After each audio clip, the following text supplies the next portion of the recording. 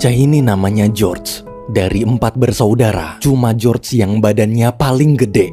Karena hidup miskin, sang ibu sampai harus membagi makanan jadi 5 agar semua bisa makan. Meski kehidupan keluarga mereka miskin, tapi ibu selalu mengajarkan anak-anak agar jangan mengeluh dan selalu bersyukur. Sebelum makan, ketika yang lain fokus berdoa, ekspresi George justru terlihat bete. Baginya dalam kehidupan miskin serba kekurangan ini, Tuhan itu cuma omong kosong. Di sekolah, George ini anak yang pintar, tapi gara-gara miskin dia sering direndahkan teman-temannya, bahkan gurunya sendiri. Dia juga sering diledek dengan panggilan George si miskin. Hari itu, George yang muak diledek terus pun akhirnya menghajar temannya, lalu pergi meninggalkan sekolah. 7 tahun kemudian terlihat George kini sudah berusia 18 tahun. Akibat putus sekolah dan tak punya ijazah, George terpaksa mencari uang dari mencuri. Malam itu, waktu sedang beraksi, George kaget ternyata korbannya adalah polisi. Beruntung dia berhasil kabur. Di jalan pulang, dia tak sengaja melihat iklan TV. Ada asrama program khusus pemerintah yang menampung anak-anak putus sekolah. Di asrama nanti semua akan dilatih skill bekerja, dapat makan gratis, serta dapat gaji bulanan. Melihat kesempatan itu, George langsung memberitahu ibu. Ibu pun mengizinkan. Ibu hanya berpesan jika nanti saat hidup mandiri ada masalah, George jangan pernah menyerah dan teruslah fokus meraih cita-cita. Apapun yang terjadi, pokoknya nggak boleh pulang sampai jadi orang sukses. Ucapan sang ibu barusan membuat George semakin semangat. Besok paginya setelah mendaftar, George mulai masuk asrama. Di kamar ketika membuka tas, George sangat senang ternyata ibu membelikannya sepatu baru dan selembar kertas pesan motivasi. George pun mulai belajar dengan semangat. Turn that off. When I'm trying to study.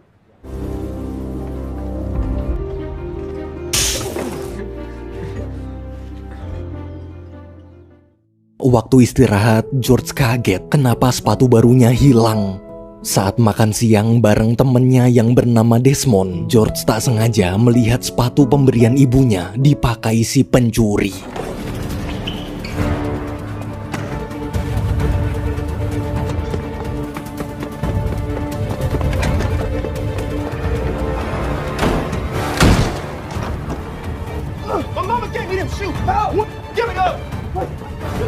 Beruntung ada petugas bernama Doc datang melerai. Akibat membuat keributan sampai merusak pintu asrama, Doc terpaksa harus memulangkan George. Di mobil, waktu mau diantar ke halte bis, George terus memohon agar tak dipulangkan. Ia minta maaf sambil bilang kalau asrama ini adalah satu-satunya harapan yang dia miliki. Mendengar itu, Doc terdiam kasihan. Doc lalu menawarkan gimana kalau George jadi petinju. Dengan badan dan kekuatan sebesar tadi, Doc yakin suatu saat nanti George pasti bisa jadi atlet tinju sukses. Meski tak mengerti tinju sama sekali, tapi demi tak dipulangkan, George menjawab mau. Di tempat latihan, setelah memakai perlengkapan tinju, Doc menjelaskan beberapa aturan di dalam ring. Ketika semua siap, George pun memulai latihan pertamanya.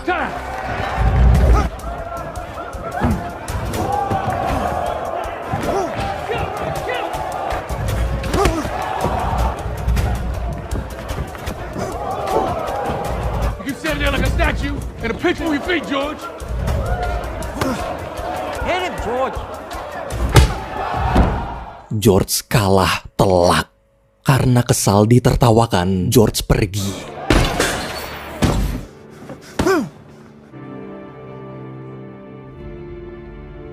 Di ruang ganti, melihat kemarahan George, Doc berusaha menenangkan.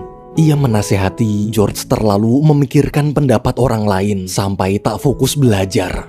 Walaupun kekuatan George besar, tapi bila tak menguasai teknik, maka tak mungkin bisa menang. Setelah jam latihan bubar, Doc mulai melatih George teknik-teknik dasar bertinju.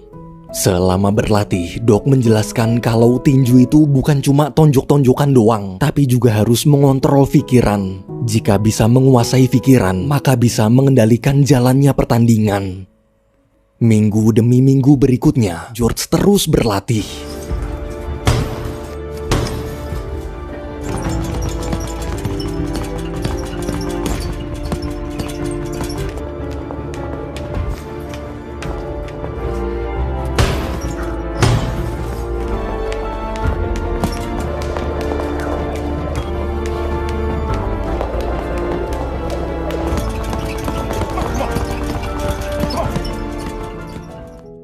Satu bulan kemudian saat tanding ulang, gerakan George terlihat jauh lebih baik 180 derajat. Dengan pukulan keras, dia berhasil menang mudah. Selesai tanding, George menemui Doc dan minta ikut kejuaraan dunia kelas berat. Ia lalu menunjukkan majalah tinju sambil bilang kalau dia ingin sukses kaya raya seperti petinju terkenal bernama Joe Frazier. Melihat semangat anak muda itu, Doc menjelaskan untuk bisa mengikuti kejuaraan dunia, George harus memenangkan beberapa pertandingan profesional terlebih dahulu. Karena masih noob, Doc menyarankan lebih baik George fokus latihan sekeras mungkin selama setahun untuk persiapan. Setelah 1 tahun lamanya berlatih, pada tahun 1968, George akhirnya ikut pertandingan seleksi kelas amatir di Meksiko. George. Has won 203 fights. The big Russian setting the tone early.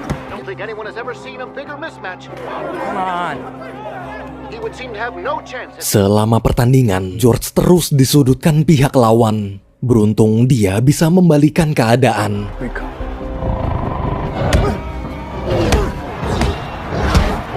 George Foreman. The fighting Foreman is turning. A gold medal in a stunning upset. God help him. He won the gold medal.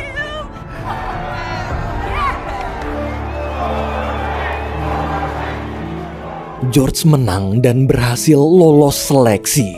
Kini dia sudah bisa bertinju di level berikutnya, yaitu level profesional. Sepulang dari Meksiko, dengan gembira George menemui sang ibu. Melihat kesuksesan putranya, ibu sangat bangga. Beberapa hari kemudian, George disuruh Doc pergi ke kota Oakland. Di bandara, George papasan sama wanita cantik bernama Paula. Setelah kenalan dan tukeran nomor telepon, mereka berdua pun berpisah. Sesampainya di suatu tempat latihan di kota Oakland, Doc memperkenalkan George ke seorang mantan petinju profesional yang akan jadi pelatih barunya. Sebelum latihan, si mantan petinju mengingatkan, mulai sekarang George harus mempersiapkan mental karena pertarungan di level profesional tak semudah yang dibayangkan. 1 tahun berlalu, pada 1969, George memulai debutnya sebagai petinju profesional. Selain tinju, hubungannya dengan Paula juga semakin dekat.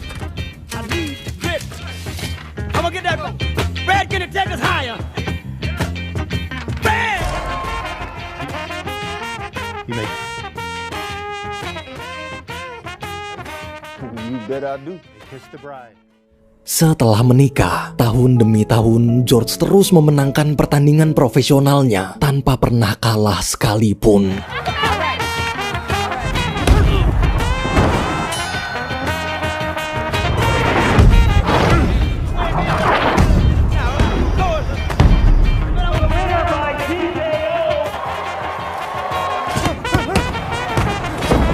Watch this.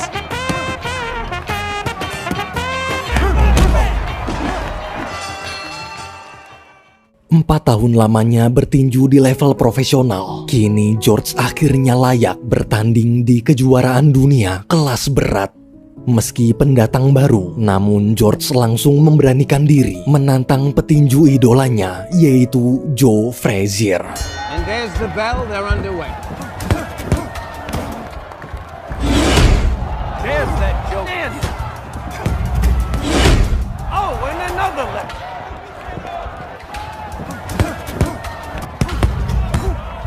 There it is.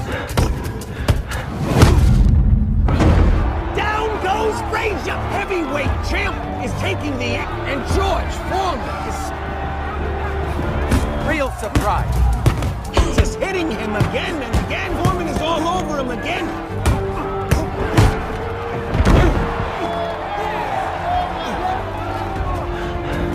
Stand. Frazier, take. How much target practice? He's down again. Slow to get up. It's over so early. Oh, he's down. Heavyweight champion of the world. George Foreman. Alhamdulillahnya George menang. Artinya dia telah merebut gelar juara Joe Frazier.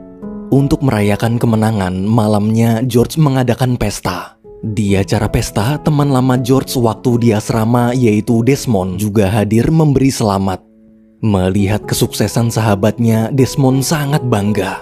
Karena sekarang udah kaya, George minta Desmond jadi asisten pribadi sekaligus akuntan untuk mengurus keuangannya.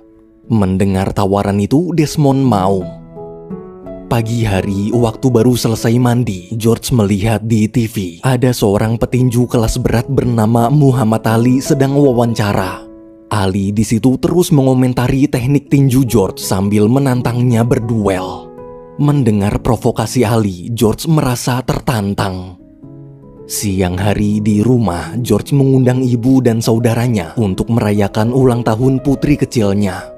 Selama acara, mereka semua tertawa bersama menikmati makanan. Mereka gembira, dulu untuk makan aja satu roti harus dibagi berlima, tapi sekarang makanan sudah berlimpah. Namun di tengah kebahagiaan, Paula justru terlihat sedih. Semenjak sukses dan bergelimang harta, ia merasa akhir-akhir ini suaminya berubah. George terlihat sudah tak mencintai Paula lagi. Selesai acara, karena lelah dengan sikap George, suami istri itu pun ribut besar hingga akhirnya Paula minta cerai. 1 tahun kemudian, pada tahun 1974, George menerima tantangan Muhammad Ali. Malam hari, ketika semua siap, big match pertandingan antara George melawan Muhammad Ali pun dimulai.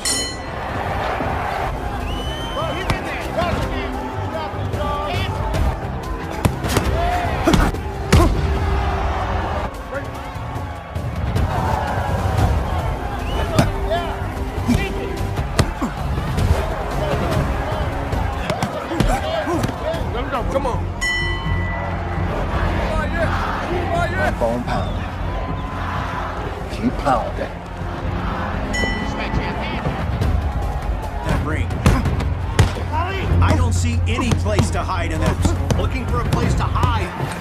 Ali, retreat. Gotta be doing some damage. They told me you was back. Here it is. What's my name? We gotta break it up. Get on those ropes! Back to the ropes, George. Come and get me. Stay on him, George. Those are deadly from George getting pounded. Those.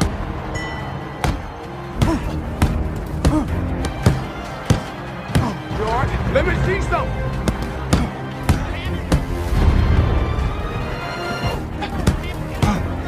There you go, man. You can hit hard.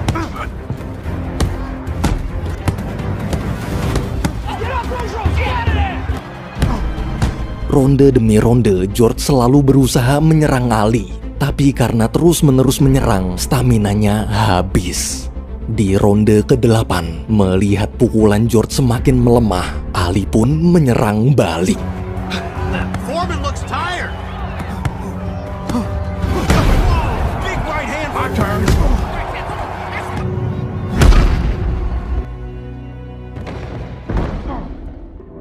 Untuk pertama kalinya setelah 40 kali kemenangan berturut-turut, George akhirnya kalah.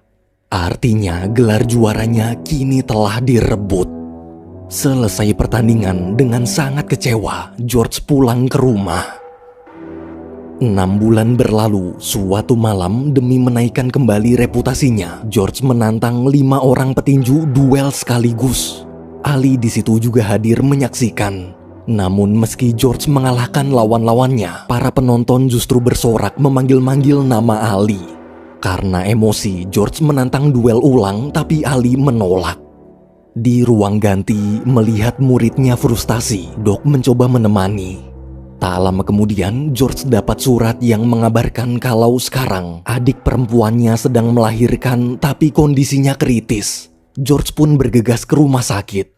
Di rumah sakit, setelah mendengar cerita ibu tentang kondisi adiknya, George shock. Satu-satunya harapan hanyalah keajaiban Tuhan. Di tengah kesedihan, George berlutut. Untuk pertama kali dalam hidupnya, George berdoa. Sambil menangis, dia memohon, "Tuhan, ambillah nyawaku, jangan adikku." Sepanjang malam, George terus berdoa tanpa henti. Hingga pagi harinya, ketika terbangun, sang ibu memberitahu kalau adik dan bayinya berhasil selamat. Mendengar kalimat itu, George seakan tak percaya. Ternyata Tuhan benar-benar ada. Tuhan benar-benar mengabulkan doanya. 3 tahun kemudian, suatu hari, terlihat George sedang bertanding dengan petinju kelas berat bernama Jimmy Yong. Namun akibat trauma karena kalah melawan Ali dulu, kemampuan George seperti menurun.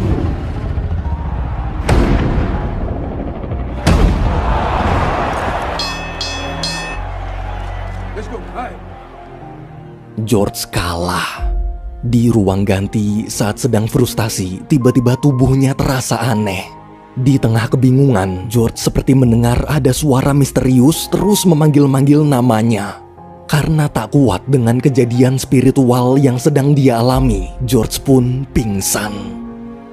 Ketika sadar, lagi-lagi tubuhnya terasa aneh. Rasanya seakan seperti baru terlahir kembali.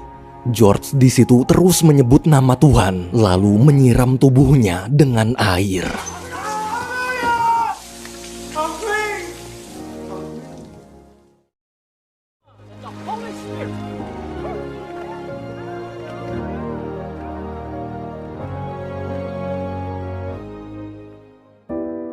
Semenjak kejadian itu, George jadi rajin beribadah.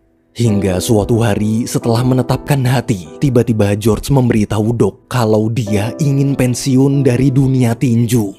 Dia ingin menjadi pendakwah dan mengabdikan dirinya di jalan Tuhan. Mendengar keputusan mengejutkan itu, dengan kecewa Doc pergi.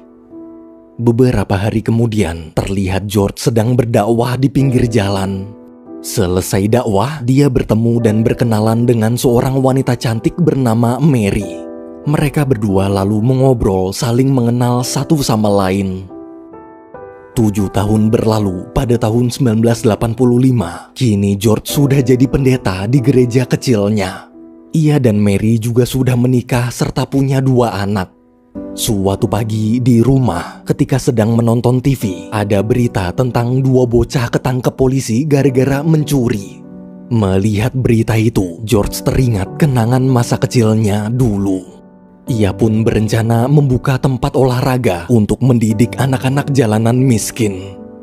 Minggu depannya, setelah mensurvei lokasi gedung bersama Desmond, George langsung membelinya. Bro, make sure they're not loose.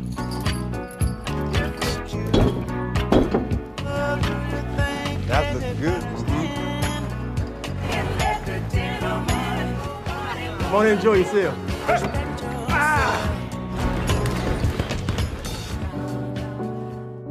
Namun beberapa bulan berjalan, mendadak listrik mati.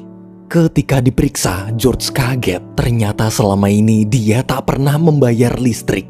Karena merasa ada yang gak beres, dia pergi ke bank untuk memeriksa laporan keuangan. Petugas bank di situ memberitahu kalau seluruh uang tabungan sudah habis. Bahkan sekarang George punya hutang di bank. Mendengar itu, George shock. Ia tak menyangka uang hasil kerja kerasnya selama ini hilang. Malamnya, George mencari Desmond di bar. Dengan emosi, dia mengejar Desmond lalu bertanya kemana uangnya. Desmond pun minta maaf sambil menjelaskan semua uang habis gara-gara investasi bodong.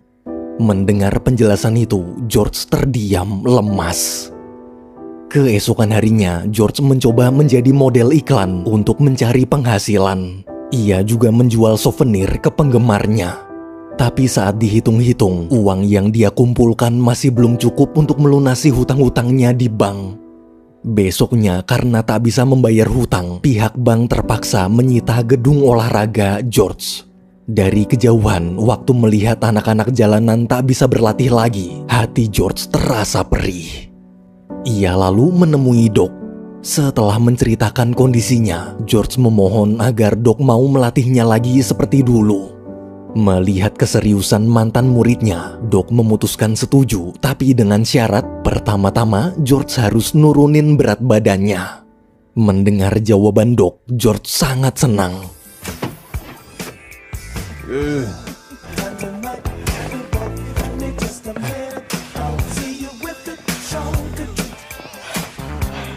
That's nasty, George.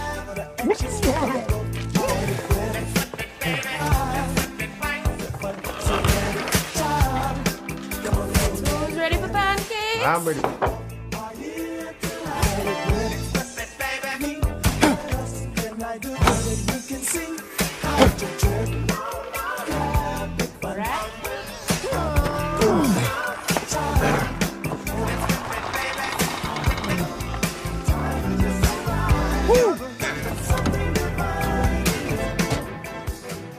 Beberapa bulan kemudian, George mulai latih tanding.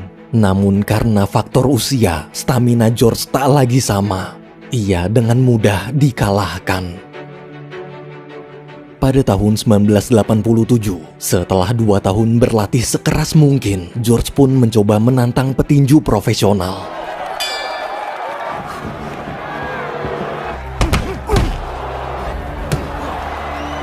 Fight me, you want me to go home? Come on. Fight, you want to fight?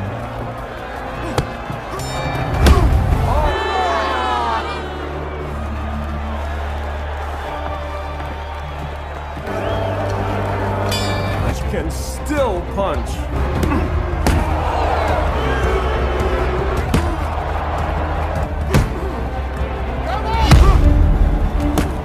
Finish him! That's enough.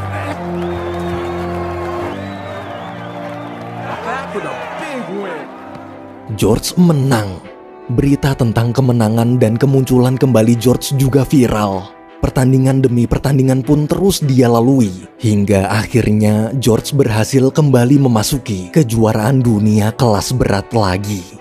Hari itu, George menantang petinju pemegang gelar juara dunia bernama Michael Moorer.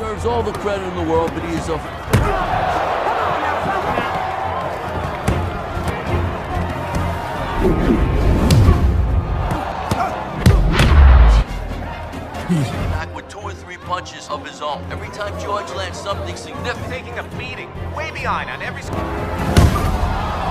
Uppercut by Moore. now he just looks so tired. Selama pertandingan, George terus disudutkan lawan. Di ronde 9 ketika jeda, karena khawatir Doc mencoba menghentikan pertandingan, tapi George menolak. Dengan tenang, George memberi isyarat kalau dia pasti akan menang. Setelah bel berbunyi, pertandingan pun kembali dilanjutkan.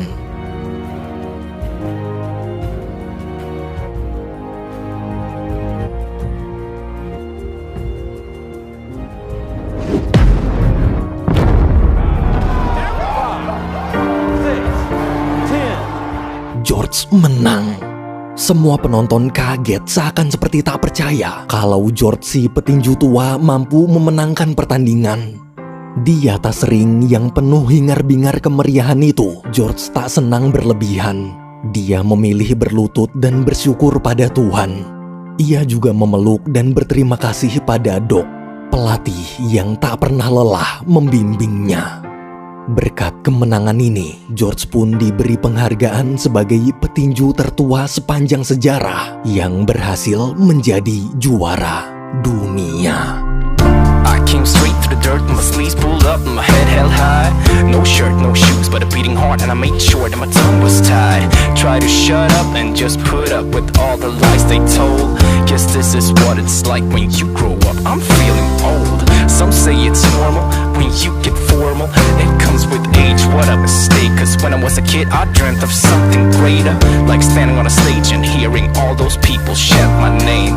But now I'm hanging low and looking for someone to blame. So I'm not gonna lose my